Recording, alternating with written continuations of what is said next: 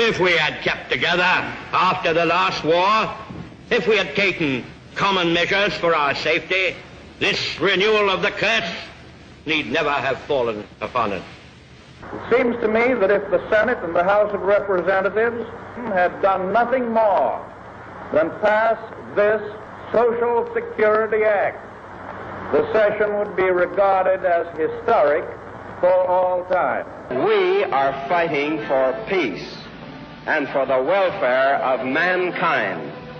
We're not fighting for conquest. We want peace and prosperity for the world as a whole.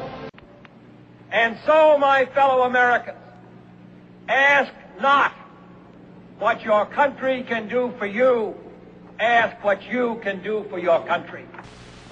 In our time, we have come to live with the moments of great crisis. But rarely in any time does an issue lay bare the secret heart of America itself. Let us learn together and laugh together and work together and pray together, confident that in the end we will triumph together. The magnetism of an American society, confident of its own strength, will attract the goodwill and the esteem of all people. We can, and I say with emphasis, write a new agenda. If you seek liberalization, come here to this gate. Mr. Gorbachev, tear down this wall. We have before us the opportunity to forge for ourselves and for future generations a new world order, a world where the rule of law, not the law of the jungle, governs the conduct of nations.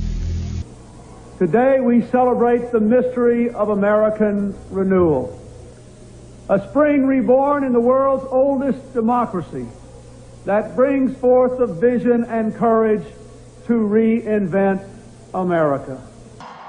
Americans who sent a message to the world that we have never been just a collection of individuals or a collection of red states and blue states. We are and always will be the United States of America.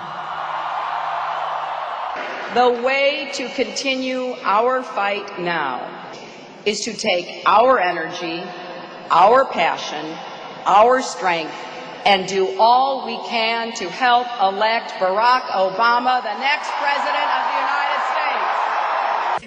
Because that's not how radical Islamic extremists are looking at this. They know we're at war, and to win that war, we need a commander-in-chief.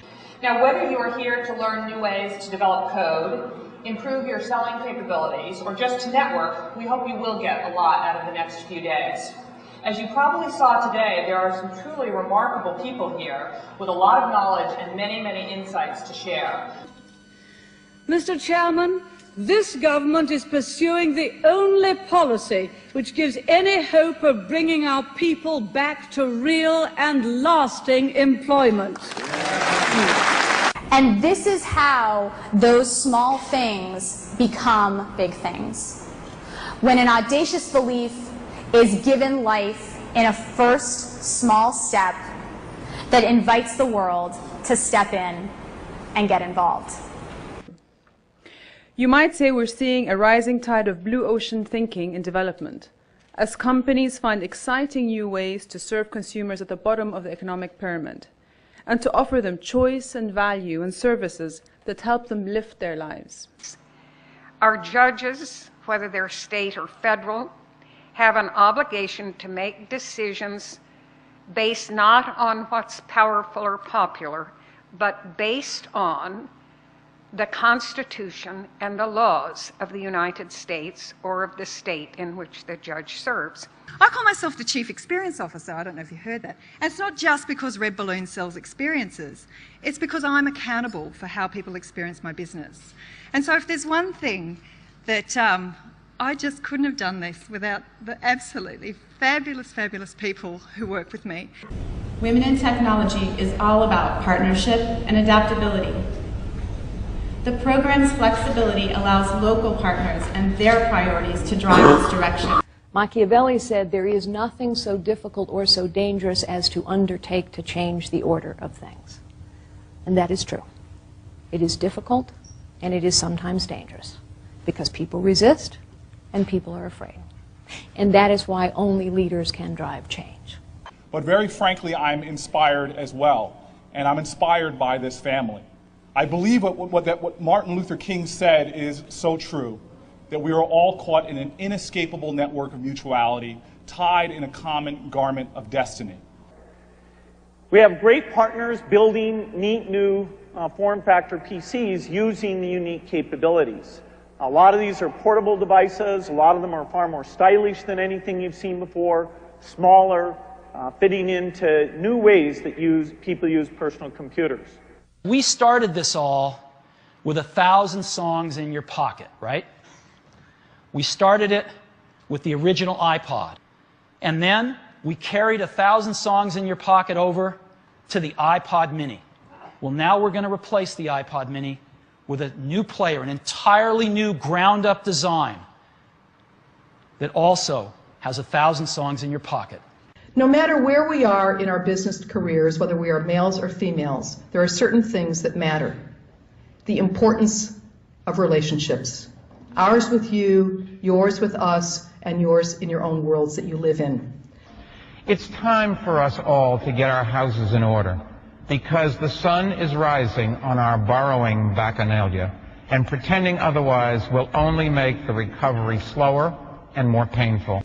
In its initial version, the bill failed to address the #1 education request that I've heard from career service members and their families: the freedom to transfer their benefits to a spouse or a child.